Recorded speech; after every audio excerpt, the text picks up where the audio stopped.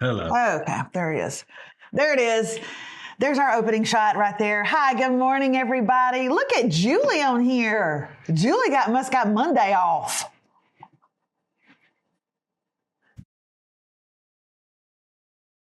What I do for people who have Monday off. You should see what I do when they have Wednesday off. Right. It's not much different. Also, you start with the other arm, though. Also, I honestly think I got myself a crick in the neck. I gave myself a little crick. Tell me in the neck. Tell me you're old without telling me you're old. Well, good morning, everybody. It's Monday, and I don't know what it is, where you're watching from, what the weather's like. But here it is. Stay inside and don't do anything. It's cold and rainy, and it's stay inside. Don't work. Don't work. Nothing productive is going to happen today. It's curl up and watch a movie day. Or so I thought. But it's not. It's put on a full face of makeup, Melissa, and make your hair look good, because today you are working. What happened to the second part? What? Make your hair look good. Hey, this is cute. By the way, did you see my Facebook post today? I did not. Apologies. You've got to look at it. Is it about me? No, Remi did it. Yeah, but that's because, she was looking at her Instagram last night, and I was telling her to do Insta stories, and you never do Insta stories, Remi. All you ever do on your Insta stories is like repost these stupid triplets that she loves. These Steramino triplets, these little boys. All you do is repost them.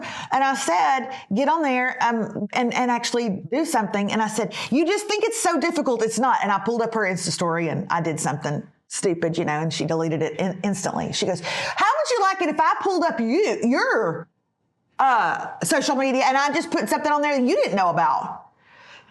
And I said, okay, you can get me back. Well, she did, but she got me back cute. She did. Yeah. I had come in from church yesterday. I didn't get home until about 6 o'clock last night, and I came in, and when I walked in, she said, Mama, you look so cute. So that's what she did. She put up that picture that she took of me and Shep when I took Shep out to pee, and she put it up on social media, and it says, aren't my mama and Dr. Shepherd so cute, or something like that. And then she signed it Remi. So she did get into my social media, but it was actually really cute. And you have to think how many people are going to be like, Melissa be putting stuff up and putting her child's name on there. But she actually did it. And she could have done something much worse. God knows she's got the pictures.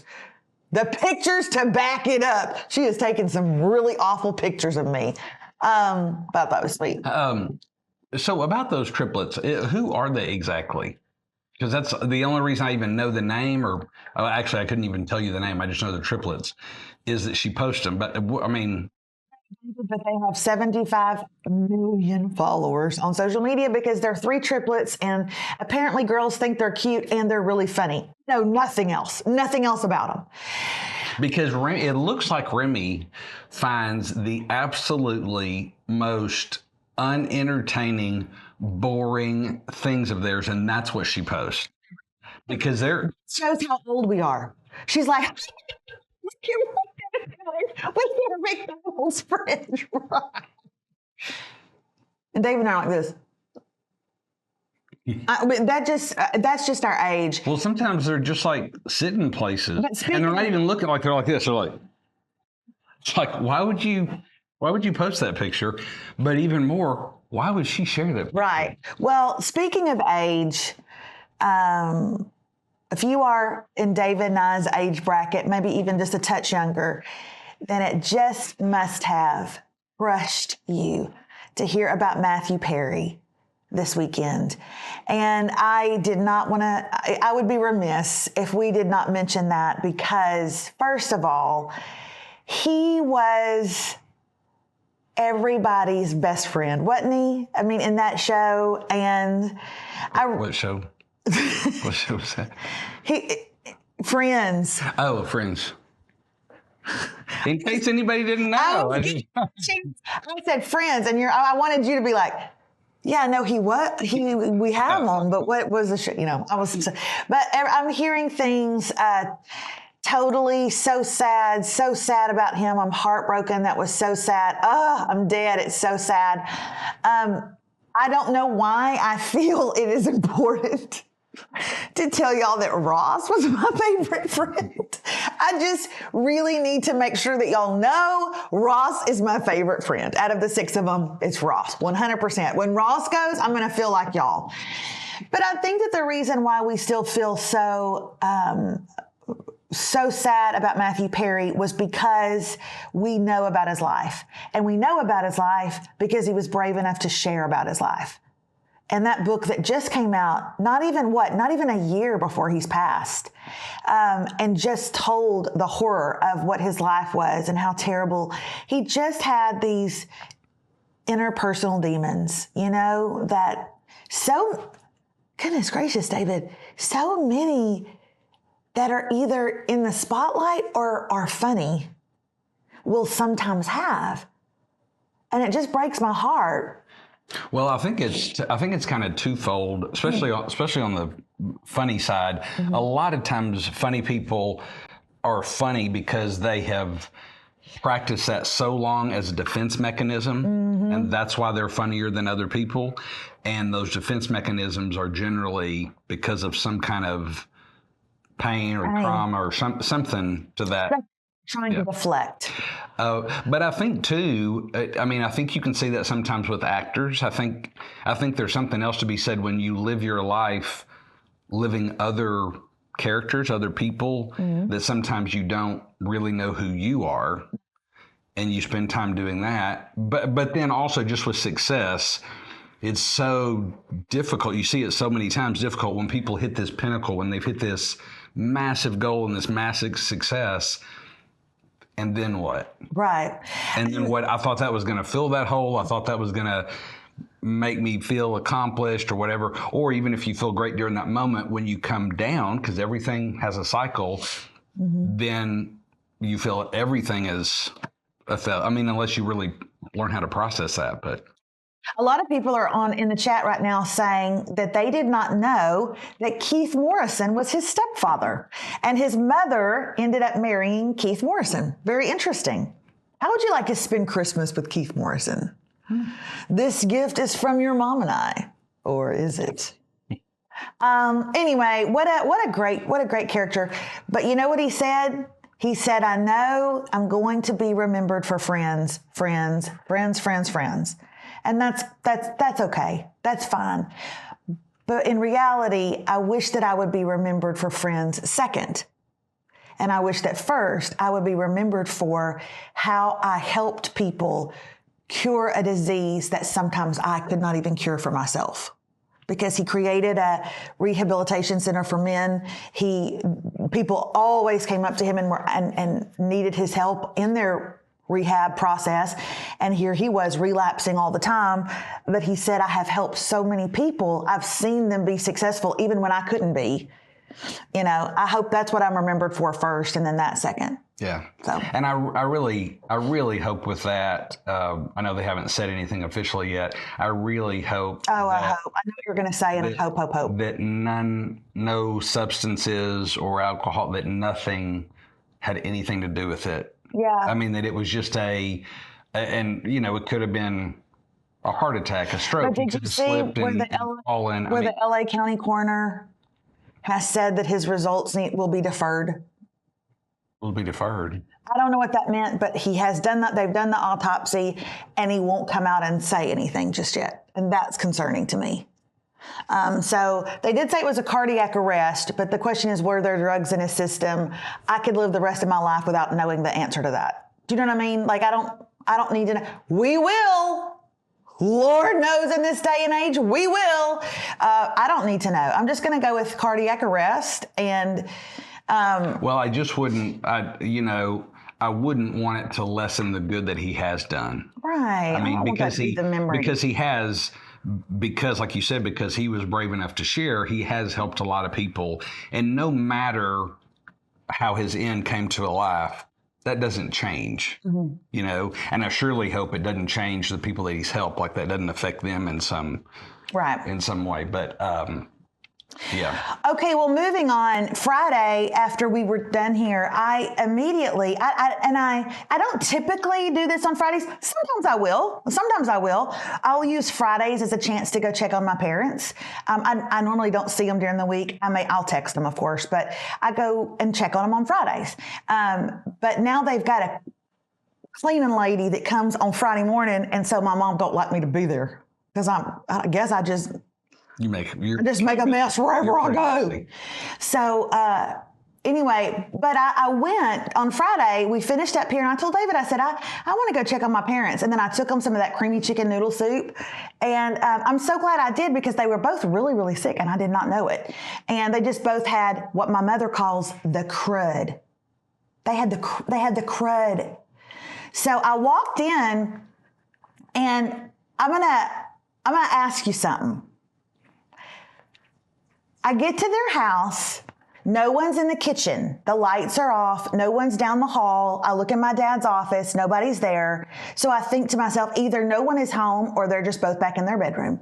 And I walk, and when you walk in my parents' bedroom, they have a big, huge bedroom, big bed and everything. But then they have at the very end of their bedroom a big, nice fireplace and then 2 chairs that face the fireplace. So sometimes when you walk in, all you can see are their little heads, just there because they're both tiny people. And you just see their little heads. And so I walked in and I saw my dad's head and I saw my mom, and she had a little ponytail. Okay. And her head was turned towards my dad. Okay. I walk in quietly. So contrary to popular belief, I do not walk into every room with like, hello, I'm here. So I was just walking quietly into the house, into the room. And I see my mom's little ponytail turn, and she looks at my dad and she says, Gene, I was going to tell you, I was concerned the other day about Melissa. And what would you do? You hear your name. What would you do? Would you stop? They have no clue I'm there. The dog hasn't started barking yet. They have no idea. Would you stop and listen to what it was they were going to say about you? Okay? Or would you say, hey, it's me. Just stop talking. Okay? What would you do? I'm asking you too. And I'm not asking you. No. I am not asking you to say what you think I would do.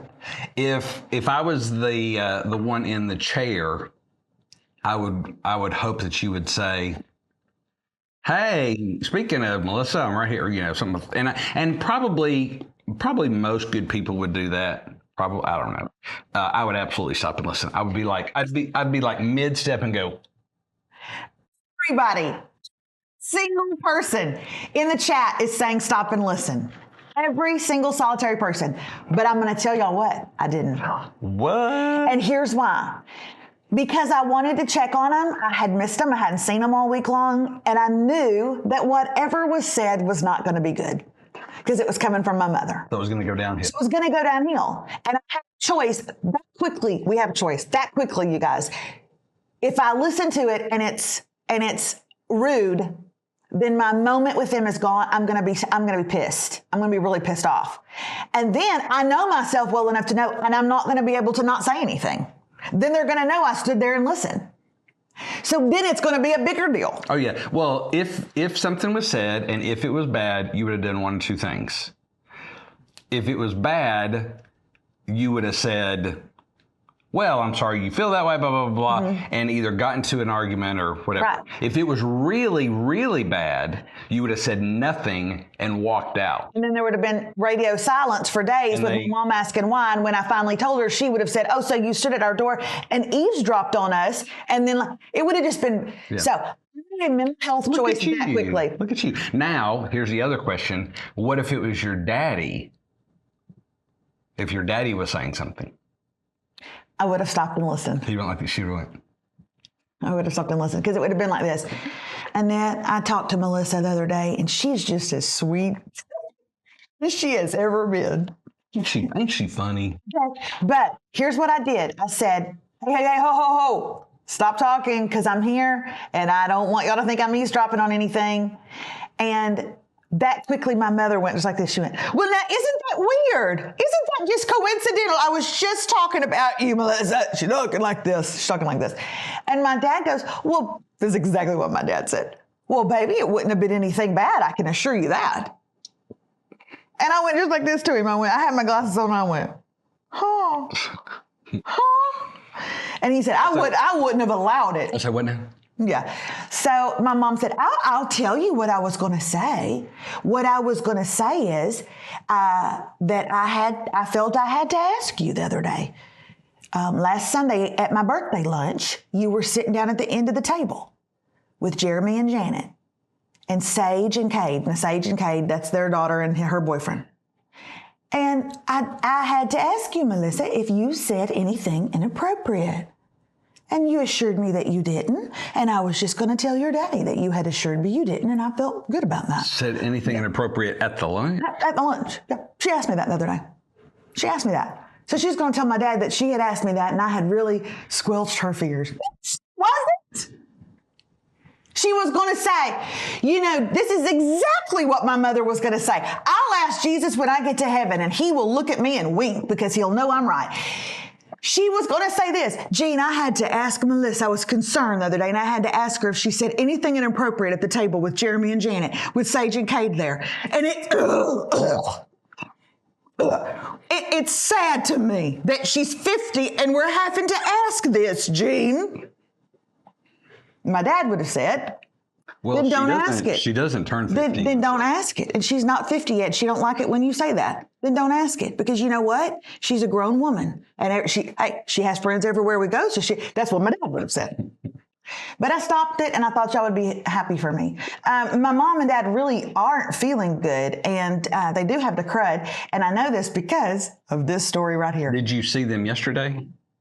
I did. And they're still in the cycle of crud.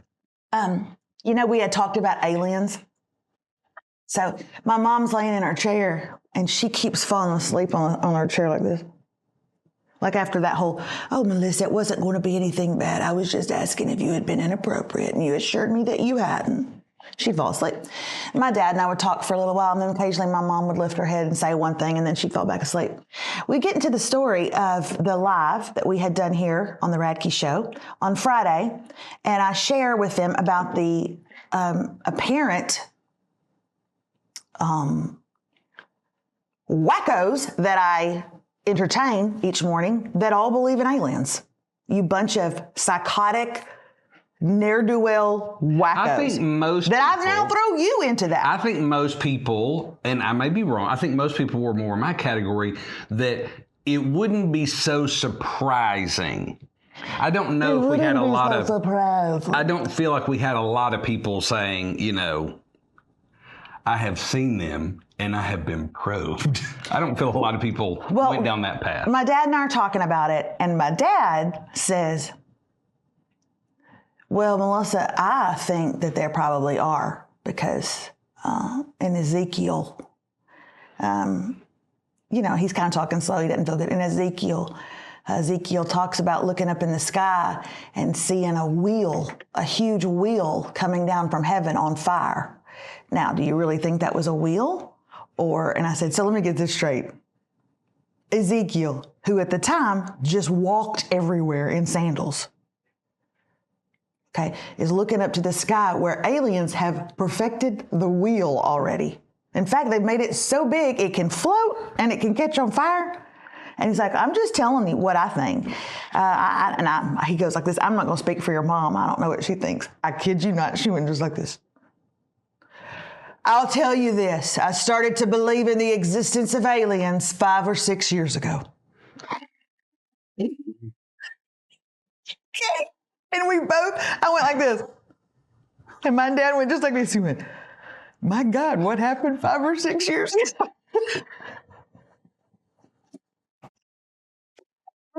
I don't know anything that goes on around here. I think he is so funny. Yes.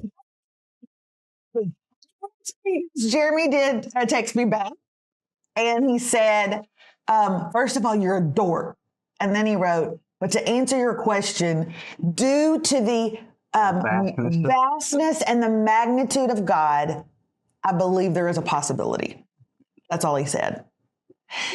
So that was that. But he might have said it's unlikely, didn't he? Didn't he say it's a possibility, but unlikely? But he said, but I think it's unlikely. But I wouldn't put anything past ye old big guy.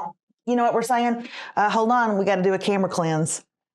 We got to do a camera cleanse. We got to do a camera cleanse. Okay, we're back. Hey, I got a story to tell. David and I got a free Friday. Somebody gave us a gift. You gonna tell them about it? Oh yeah, that's what. Yeah. Is that what you're gonna tell them? Yeah. Oh, I'm sorry. I thought, did somebody give us something else? But yeah. We are, we are not the first in line for this by any means. But Friday, Melissa, Remi, and myself ventured out to the Taylor Swift Eras Tour extravaganza. The reason why Melissa originally did it is I have wanted to see it. I love music. I find it very interesting. Just even the production aspect, those kind of things. She's been looking, little to my knowledge, she's been looking when there was going to be a showing and the theater was empty. No, I have a girlfriend that works at the theater, and I told her to be looking. She said she could get us in. And she let me know on Friday, hey, the 120 is completely open and I can get you in. So that liar.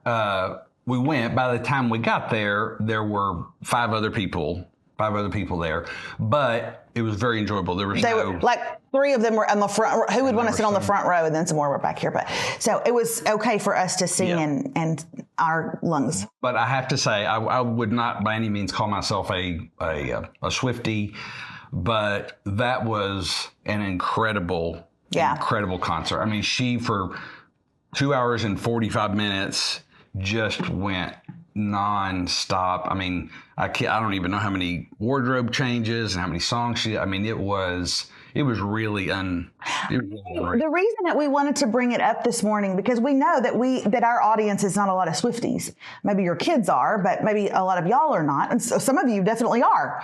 But the reason why we wanted to bring it up is because David and I are both creatives. Okay. I wanted to go see Taylor Swift as much for the creativity that I heard about that was happening on the stage with wardrobes and dances and props, and as I did her. And David too. Remi wanted to go for Taylor. So Rocco would have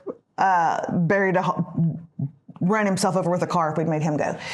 So we went, and I don't know if you like Taylor Swift or not, but I'm going to tell you this. If you are a creative type at all, you make quilts for a living, you make jewelry. If you are a creative type at all, you are missing out.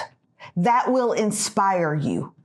It will 100% inspire you. What she did was incredible. And I would say if you like music, right, too, because when you listen to all of her stuff together, there obviously, the first couple albums were country, and then it kind of went into pop, and then it was, I don't know, a different style, more adult pop. It was more, a little bit more adult pop. And then she went into, there was a couple records during COVID where I think she might have had a High Fever. Those aren't my favorite. But I ended up loving them. But, I mean, she's done all these, I don't know if I'd say genres, but I mean, it was just how, if you are a music lover, to see how her music has changed with her.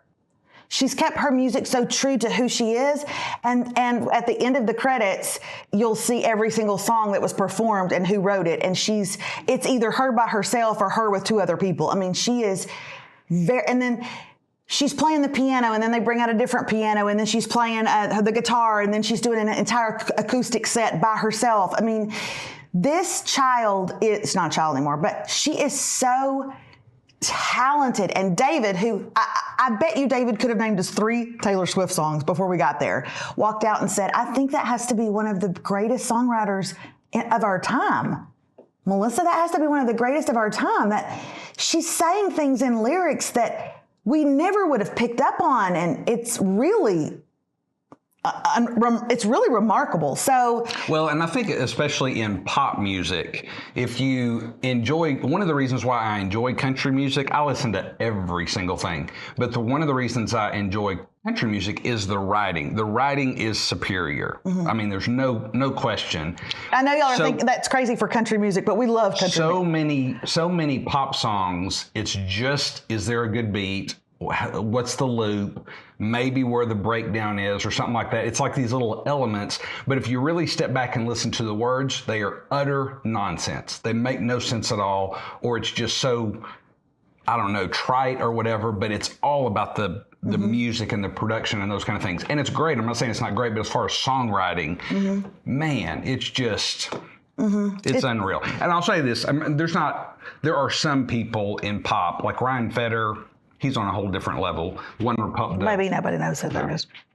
Not just One Republic, but he writes for a bunch of other people. But there are some out there, but just absolutely just phenomenal. And of course, I love the production stuff and the lights and, you know, all that kind of stuff. He loved it when the bicycles were on the stage. Everyone was riding around in a lit up bicycle. And as they rode, the tracks that they made were LED lights in the floor. It's that kind of thing. And I got to find out if that was all pre-programmed and it was a dancer's responsibility to go where they went every night, or I got a feeling that'd be so hard. Oh gosh! If there wasn't like a lighting director that was tracing on something that did that. Yeah. Because that would be so hard. And a couple of times, I forget what song it was, but you know, Taylor would be on the edge and she'd stomp, and it would look like it was cracking the stage. It was just, I mean, so where do you know? Really exactly where to put your foot? Right. That's why it'd be a little bit, I mean, she could have been marked, like there could be tape and she knows, okay, but the bikes, I don't see how they would do that night after night after night. Very nice. She knew what she was there to do and she ran in her lane. You know, oh my gosh, do not get me at a concert and then you're going to tell me your political beliefs or, you know, let's talk about the economy. I'm like, I want to hear you sing. Okay. She knew what she was there to do. Yesterday, I sang 3 worship services. Each worship service had 3 songs and I led the last song. It was a big song. So I sang 9 songs yesterday. Okay. And y'all would have thought I was exhausted. Like, y'all would have thought I needed an IV. Okay, I would walk backstage and all the other worship singers would be putting their stuff up and I'd be like, oh, I'm so hot. She sang 44 songs. She sang 44. She didn't lip sync them because she could never get away with that. People would troll her till the day she died. She sang 44 songs. That is, as a vocalist, I'm going to tell you right now, that is, honestly, as a vocalist, that's doing an Ironman every single solitary night on stage. It's just unreal. Whether you like her or not, it's unreal and you should go see it. I would take it to a different level. I'm not, obviously Ironman, those events are incredible. But I mean, you know, when you talk about golf, you talk about Tiger. When you talk about basketball, you talk about Michael Jordan. She's like that. Mm-hmm. I mean, it was just a different level. She never missed a step. She never missed a move with dancers. She never tripped. She never fell. Nothing. Somebody said she loves cats. She has one named Meredith Grey, and they said, I don't remember the other one. The other one is named Olivia Benson. So anyway, it was if you can't tell, we really, really enjoyed it. The staging wasn't too much. Like when they would add elements to the stage, there were some very cool elements too. And I loved that she had her band involved. Boy, did she. Because of the music, it wasn't the whole time. It wasn't you've gone and seen, you know, a Coldplay or Maroon 5 where they're out there the whole time. It's not that. But there's so many that do similar stuff that she does. And then you'll see videos online where they're under the stage the whole time. They're there. They're playing live. They're amazing. But I love that she included them. And pay attention, if you do get to see it, pay attention to that there are 2 groups of dancers. Not one, there are 2. Because one group of dancers could not do that for 44 songs. They couldn't handle it. So she had to have 2 groups. Okay, so they can't do it. The dancers can, but she can. The last thing I would say, I said this to Melissa. It wasn't in the cards for us because I think I looked at some point and like the tickets were $800 or something, and I know people paid exorbitant amounts, and I also know some people even you guys got lucky and found them for relatively good prices. But if we had the money, that would be a big if. But it would have been worth that if you had the discretionary funds. I'll say that, because that's an experience that you would remember. If you were there live, that you'd remember forever. So, things break, things, you get bored with them, but that's an experience that you'll take forever. And I was actually talking with a friend of mine yesterday, said there are several people that are planning 4 or 5 day trips, like to Australia. Really? And because of the value of the dollar, they're actually getting pretty good prices on the tickets. And it's not that, it's expensive, don't get me wrong, but it's not that much more than if you'd have driven to Dallas, then get to fly to Australia, spend a couple of days, go see the show. Golly, so could you imagine? That was kind of interesting too. So could you imagine? Anyway, so we mentioned enough on that. Let you go is that Remi and you several of you asked, did Remi date? Sort of. David told Remi from the very beginning, hey, it's Saturday night, whatever you want to do. But Remi got a call to babysit, and she really wanted the money. The great thing was the babysitting gig did not start until 8 o'clock. So Remi was like, I can still have a date and be done by 8 o'clock. So at 6 o'clock, David said, or 5:30, David said, what would you like to do tonight for our date? And here's what she said. Can I honestly tell you what I want to do? He said, absolutely. She said, I want to order. So Remi and David had a date that a married couple of, let's say, 37 years would go on. Okay? This is what our daughter chose. She said, Daddy, I want Mama to not be here. I want her to stay back in her room. I don't want to see her. David's like, done. And I was like, Rocco wasn't even home. She said, I want to order a bunch of Chinese food, and I want to sit it in front of us on the coffee table in the living room, and me and you curl up on the couch together and watch Five Nights at Freddy's on Peacock. David's like, let me get this straight. Chinese is my favorite, and I don't have to pay for that stupid movie. Yes. And so that's what they did. And he said that they had a blast, that she laughed during the movie, and she loved it, and she was scared, and she would jump, and she would say, oh, Daddy, can you heat up my egg roll? Yeah, I'll go heat up your egg roll. So they sat in there like a married couple of 40 years. We had a wonderful time. Needed a little refill of my tea, God forbid. And I walked in like this in through the living room, and I heard this, no, you're supposed to be in here. And I think Remi said something to you too, didn't she? What's Remi? But they had a great time, and that's what she wanted to do. She's like, so I got to eat Chinese food, watch a movie, spend time just by myself with my dad, and I got $65 for babysitting. So she was very happy. Perfect. I figured she'd want to still go to eat or go to the movie. I didn't know if we could do it all. Or I even told her, well, let's try to do it on Sunday night. But nope, even on the way to Taylor Swift, when we're driving to the mall to go see it, we passed by Red Lobster, and she went, ooh, Red Lobster for the seafood lover in me. And David was like, I guess that's where I'm going to go tomorrow night. But the babysitting gig changed it all. Rocco was gone. He was at Taylor's pole vaulting concert. Not Taylor Swift's, but Taylor, his girlfriend, pole vaulting. And thrilled about that, I could not be. I needed him out of the house.